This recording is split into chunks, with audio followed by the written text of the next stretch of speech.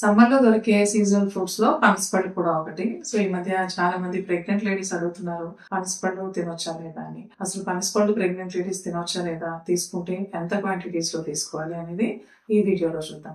నమస్తే, నేను డాక్టర్ కవిత, గైనకాలజిస్ట్, కీర్తి హాస్పిటల్, విశాఖపట్నం. మనం గనక 100 గ్రామ్స్ పనసపళ్ళు తీసుకున్నట్లయితే వీటి నుంచి మనకి 95 క్యాలరీస్ వరకు ఎనర్జీ లభిస్తుంది. అలాగే వీటిలో 23 గ్రామ్స్ వరకు కార్బోహైడ్రేట్స్ ఉంటాయి అండ్ 12 గ్రామ్స్ వరకు నేచురల్ షుగర్స్ ఉంటాయి. ఒక హాఫ్ గ్రామ్ వరకు ఫ్యాట్, అలాగే 1.2 గ్రామ్స్ వరకు ప్రోటీన్స్ అండ్ 1.5 గ్రామ్స్ వరకు ఫైబర్ అవైలబుల్ గా ఉంటుంది. అండ్ వీటితో పాటు పనసపళ్ళలో vitamins like vitamin C, A, folic acid and B6, niacin లాంటివి కూడా అవైలబుల్ గా ఉంటాయి.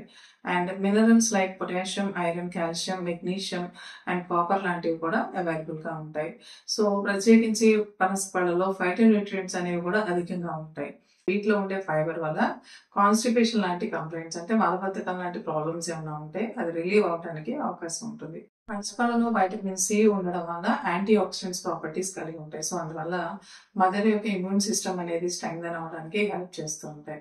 అలాగే వైటమిన్ సితో పాటు iron, folic acid, niacin, B6 లాంటి విటమిన్స్ ఉండడం వల్ల ప్రెగ్నెంట్ లేడీస్ లో ఉండే రక్తహీనత అనేది ఇంప్రూవ్ అవడానికి హెల్ప్ చేస్తూ ఉంటాయి. వీటిలో ఉండే వైటమిన్ ఏ అనేది బేబీ యొక్క ఐ డెవలప్మెంట్, అంటే ప్రత్యేకించి రెటీనా డెవలప్మెంట్ కి హెల్ప్ అవుతూ ఉంటుంది. అలాగే పనసపళ్ళలో ఉండే పొటాషియం కంటెంట్ వల్ల బ్లడ్ ప్రెషర్ అనేది కంట్రోల్లో ఉండడానికి హెల్ప్ అవుతుంది. అలాగే పనసపళ్ళలో ఉండే కొన్ని మినరల్స్, అంటే కాపర్, కాల్షియం అండ్ మెగ్నీషియం వల్ల మదర్ బోన్స్ స్ట్రెంగ్థెన్ అవడమే కాకుండా బేబీ బోన్ డెవలప్మెంట్ కూడా హెల్ప్ చేస్తూ ఉంటాయి.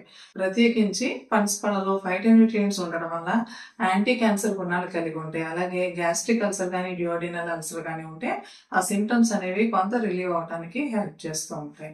సో ఈ విధంగా పనసపళ్ళని మీరు డైట్ లో ఇంక్లూడ్ చేసుకోవడం వల్ల మదర్ కే కాకుండా బేబీకి కూడా చాలా బెనిఫిట్స్ ఉంటాయి. ఇన్ని బెనిఫిట్స్ ఉన్నాయి కదా అని పనసపళ్ళని కనుక ప్రెగ్నెంట్ లేడీస్ డైట్ లో ఎక్కువగా తీసుకున్నట్లయితే సో వీటిలో ఉండే ఫైబర్ కంటెంట్ వల్ల కడుపు ఉబ్బరం కానీ లేదా మోషన్స్ కానీ అయ్యే ప్రమాదం ఉంటుంది. అలాగే పనసపళ్ళు గ్లైసెమిక్ ఇండెక్స్ అనేది మోడరేట్ గా ఉన్నప్పటికీ కూడా వీటిలో మెయిన్ సోర్స్ ఆఫ్ ఎనర్జీ అనేది కార్బోహైడ్రేట్స్ అండ్ నేచురల్ షుగర్స్. ఒక లిమిట్ దాటి పనసపళ్ళని కనుక మీరు డైట్ లో ఇంక్లూడ్ చేసుకుంటే మీ షుగర్ లెవెల్స్ కూడా పెరిగే ప్రమాదం ఉంటుంది.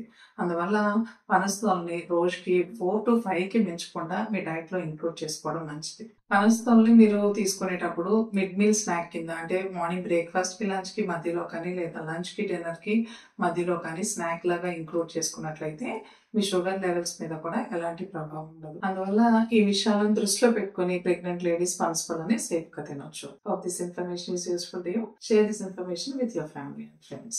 Thank you.